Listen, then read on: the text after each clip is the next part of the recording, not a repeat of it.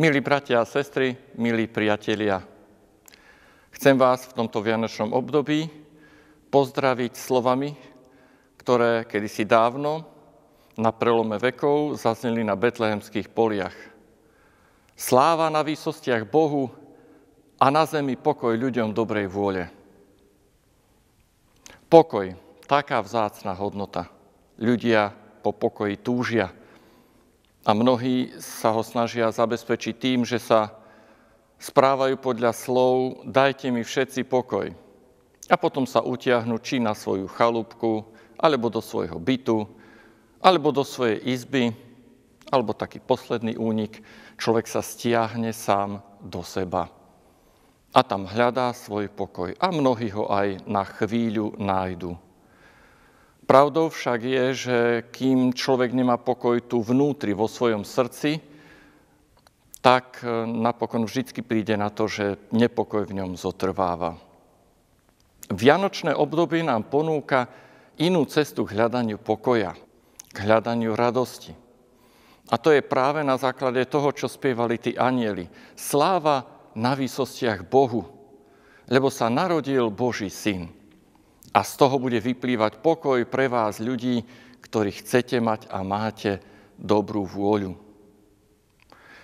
Anjeli priniesli pokoj tým, že ho rozdávali druhým ľuďom skrze dobrú správu. A tá správa znie, kto si ťa ľúbi, kto si ťa prijíma, kto si ťa chce takého, aký si.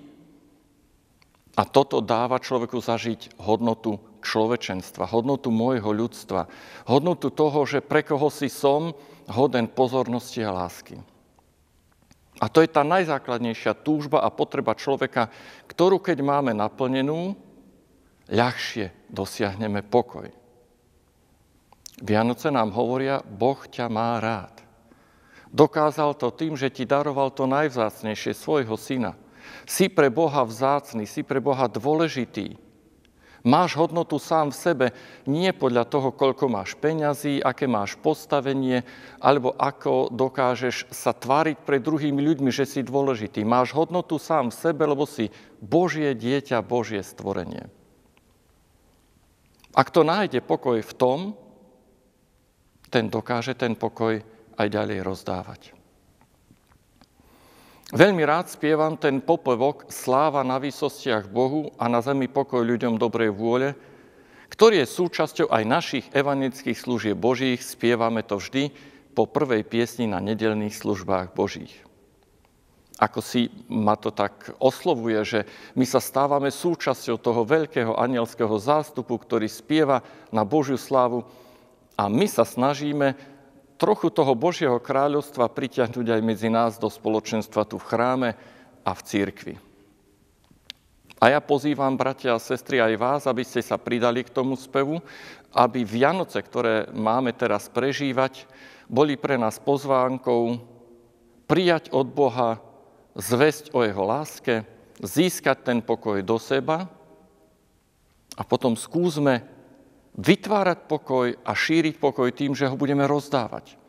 Nie, že si ho budeme vyžadovať od všetkých, ale že budeme ten pokoj rozdávať práve v tej zvesti, v ktorej chceme povedať susedovi, priateľovi, príbuznému, Pán Boh aj teba má rád.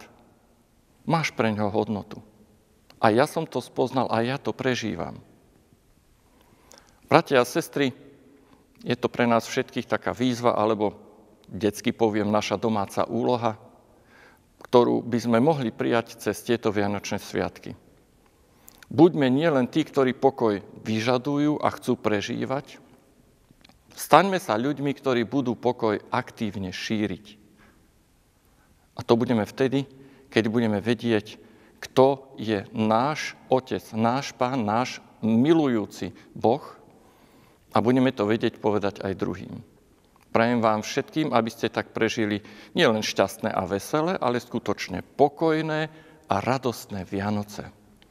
Zažite Pána Ježiša Krista vo svojom srdci a potom šírte tú dobrú správu o jeho láske aj iným. Sláva na výsostiach Bohu a na zemi pokoj ľuďom dobrej vôle.